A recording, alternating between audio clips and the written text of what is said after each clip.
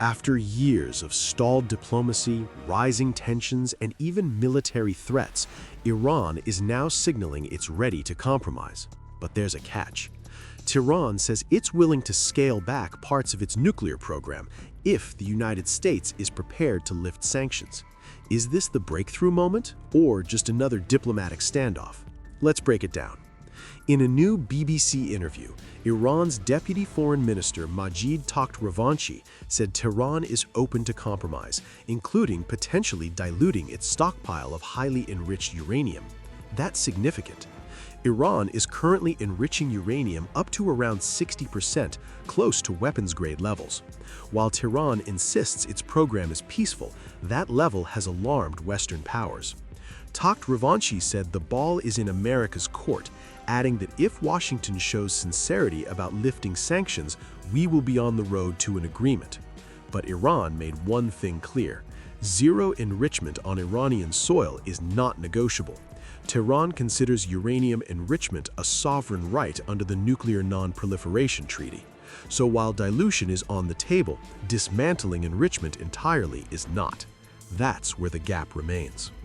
A second round of indirect talks between the US and Iran is scheduled for February 17 in Geneva. The negotiations are being mediated by Oman, following earlier discussions in Muscat that both sides described as constructive. Iran's Foreign Minister Abbas Araghchi participated in the first round alongside US envoys. So far, the talks have been limited strictly to nuclear issues, not missiles, not regional proxies. US President Donald Trump says he prefers diplomacy and wants a deal, but he's also warned that failure to reach an agreement could lead to something very tough, keeping military options on the table. The US has reportedly strengthened its military presence in the region as leverage. Your meeting with Prime Minister Netanyahu yesterday, has your thinking changed at all as it relates to these negotiations with Iran or the timeline with Iran? We have to make a deal, otherwise it's going to be very traumatic. Very traumatic. I don't want that to happen, but we have to make a deal.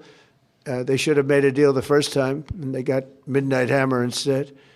And this will be very traumatic for Iran if they don't make a deal. Look, if they don't make a deal, then it'll be a different story. But we had a very good meeting yesterday with Bibi Netanyahu, and he understands, but it's ultimately up to me. If the deal isn't a very fair deal and a very good deal with Iran, then it's going to be, I think, a very difficult time for them in the back. I guess over the next month, something like that. Yeah, shouldn't take, I mean, it should happen quickly. They should agree very quickly, yeah. Washington continues to push for strict limits, with some officials advocating zero enrichment, while accusing Iran of delaying meaningful concessions. There are still major obstacles.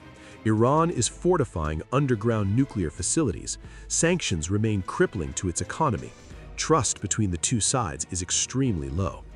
International observers, including Rafael Grossi of the International Atomic Energy Agency, have warned the time is running short to prevent further escalation. Iran's Atomic Energy Organization has hinted it would dilute its 60% enriched uranium, but only in exchange for full sanctions relief. That's a major bargaining chip. So here's the real issue. Can sanctions relief and nuclear rollback happen at the same time, or will both sides wait for the other to move first? Iran says it's ready to compromise. The US says it wants a deal, but with strict conditions. With a rough one-month window being discussed and military pressure lingering in the background, the upcoming Geneva talks could determine whether this turns into a breakthrough or another escalation.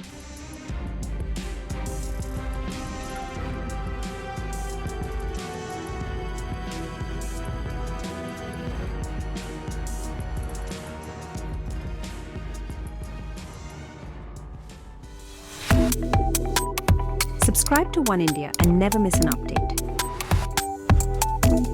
Download the One India app now.